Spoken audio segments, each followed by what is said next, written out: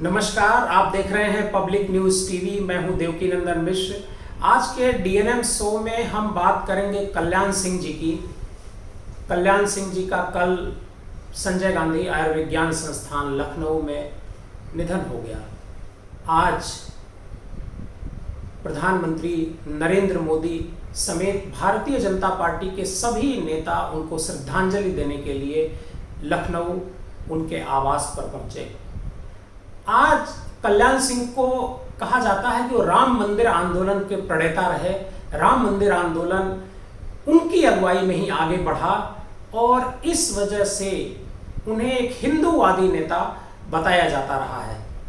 लेकिन आज कल्याण सिंह के बारे में हम वो तथ्य उजागर करेंगे कि कल्याण सिंह उत्तर प्रदेश में मुख्यमंत्री कैसे बने। ये बहुत कम लोगों को पता होगा कि कल्याण सिंह को अटल बिहारी वाजपेयी ने मुख्यमंत्री क्यों बनाया, क्यों अटल बिहारी वाजपेयी की नजर में कल्याण सिंह चढ़ गए थे और उन्हें लगता था कि ये अगर व्यक्ति मुख्यमंत्री बनेगा तो उत्तर प्रदेश को बेहतर विकल्प देगा, बेहतर सत्ता देगा, बेहतर शासन चलाएगा। ये शायद बहुत कम लोगों को पता होगा।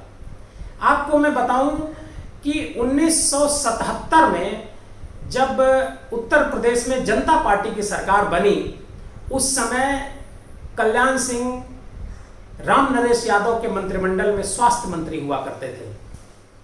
जब स्वास्थ्य मंत्री वो थे, उस समय जनसंघ के अध्यक्ष थे अटल बिहारी वाजपेयी। अटल बिहारी वाजपेयी उस समय भी सबसे बड़े नेता हुआ करते थे इस पार्टी के। आडवाणी और अटल बिहारी वाजपेयी, हालांकि उस समय बलराज मधोक और नानाजी देशमुख भी नेता थे, लेकिन अटल जी और उनके बाद आडवाणी दो सबसे बड़े नेता हुआ करते थे।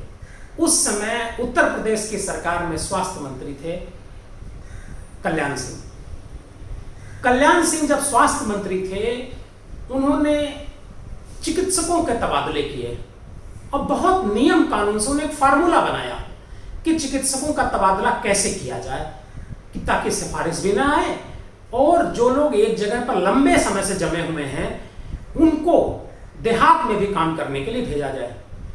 लखनऊ के लोग जानते हैं, डॉक्टर एस.सी. राय बहुत लंबे समय तक लखनऊ के मेयर रहे। अटल बिहारी वाजपेयी जी के वो मित्र हुआ करते थे। इस तबादले में डॉक्टर एस.सी. राय साहब का भी तबादला हो गया। Doctor SC. राय से का जब तबादला हुआ तो उन्होंने फौरन अटल बिहारी वाजपेयी जी को फोन किया। अटल जी ने कल्याण सिंह को फोन किया और कल्याण सिंह से कहा कि भाई देख लो, हमारे मित्र हैं और अगर उनका तबादला रुक जाता है तो अच्छा रहेगा। कल्याण सिंह ने कहा कि आप कहेंगे तो मैं रोक दूंगा, लेकिन अगर मैं एक तबादला रोक दूंगा तो पूरे जो स्वास्थ्य विभाग के जितने तबादले हुए हैं उनमें बहुत सारी सिफारिशें आ रही हैं और उनमें से कई तबादलों को रोकना होगा। अटल जी सिफारिश जब करते थे तो कई बार वो एक बार कहने के बाद दोबारा नहीं कहते थे और इस मामले में भी ऐसा ही हुआ। जब डॉक्टर एस.सी. राय का तबादला कई दिन तक नहीं रुका तो एक दिन डॉक्टर एस.सी. राय खुद कल्याण सिंह जी से मिले थे, चूंकि वो भी जनसंघ में थे, पार्टी के वर्कर थे, विचारधारा उनकी थी, थे वो डॉक्टर, लेकिन पार्टी की विचारधारा उनकी थी।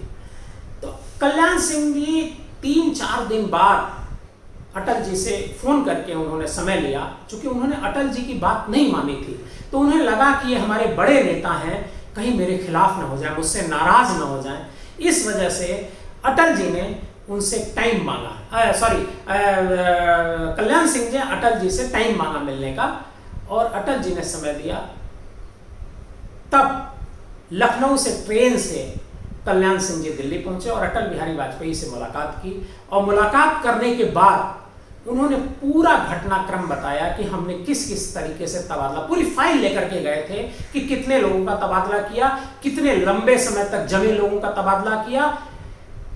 अटल जी ने कहा कि ठीक है, छोड़ दीजिए, इस तबादले को मत रोकिए, क्योंकि इससे आपका जो प्रभाव है, आपकी जो एडमिनिस्ट्रेटिव क्षमता है, जो ताकत जो आपने बना, स्वास्थ्य विभाग को जो सुधारने की कोशिश आप कर रहे हैं, उसमें दिक्कत आएगी। कल्याण सिंह जी खुश हो गए और डॉक्टर एस.सी. राय जी का तबादला नहीं रुका। लेकिन भारतीय जनता पार्टी के एक वरिष्ठ नेता से अटल बिहारी वाजपेयी जी ने खुद कहा कि कल्याण सिंह के अंदर एडमिनिस्ट्रेटिव पावर है, कल्याण सिंह जी के भीतर लीडरशिप की क्वालिटी है। उन्होंने कल्याण सिंह से यह बात नहीं कही, लेकिन दूसरे एक बड़े नेता से उन्होंने यह बात कही। उस नेता ने, वो बड़े नेता, उन्होंने खुद इस घटनाक्रम को मुझे बताया था। आज जब कल्याण सिंह नहीं रहे तो ये बताना बहुत जरूरी हो जाता है कि कल्याण सिंह मुख्यमंत्री कैसे बने, आखिर कैसे वो अटल बिहारी वाजपेयी की नजर में आए। वह एक तबादला था डॉक्टर एस.सी. राय का, और उसे न रोकने का जो निर्णय कल्याण सिंह जी ने लिया, वह अटल बिहारी वाजपेयी की नजर में चढ़ गए। और आपको मैं बता दूं कि जब 77 में, उसके बाद जब 80 आया, 80 में सरकार चली गई, 80 के बाद 80 में कल्याण सिंह चुनाव हार गए, इलेक्शन हुआ, अतरौली अलीगढ़ की विधानसभा है, वहां से चुनाव हार गए। लेकिन अटल जी ने उनको प्रदेश का महामंत्री बना दिया चुनाव हारने के बाद भी, और कल्याण सिंह पूरे प्रदेश में दौरा। इसी बीच राम मंदिर आंदोलन की चर्चा चली। कल्याण सिंह जी को उसमें उत्तर प्रदेश की तरफ से अटल जी और आडवाणी जी ने बैठ करके अगुवा बनाया। जब राम मंदिर आंदोलन पीक पर पहुंचा तो 1991 में भारतीय जनता पार्टी की सरकार बन गई। जब भारतीय जनता पार्टी की सरकार बनी तो उस समय मुख्यमंत्री की दौड़ में बहुत सारे लीडर्स थे। उनमें डॉक्टर मुरली मनोहर जोशी का भी एक बड़ा नाम था, और कई बड़े लीडर थे जो ये चाहते थे कि हम मुख्यमंत्री बन जाएं। लेकिन जब विधायक दल की बैठक हुई, उसमें अटल जी का संदेश आया कि कल्याण सिंह नेता चुने जाएंगे, और कल्याण सिंह नेता चुने गए और कल्याण सिंह मुख्यमंत्री बन गए। इस घटना के बाद, जो बात मैं पहले बता चुका हूं कि ये जो अटल जी ने कल्याण सिंह का मुख्यमंत्री के लिए चुनाव क्यों किया, जब वो मुख्यमंत्री बन गए उसके बाद अटल जी ने उस बड़े नेता से इसका जिक्र किया, उससे पहले कभी नहीं जिक्र किया।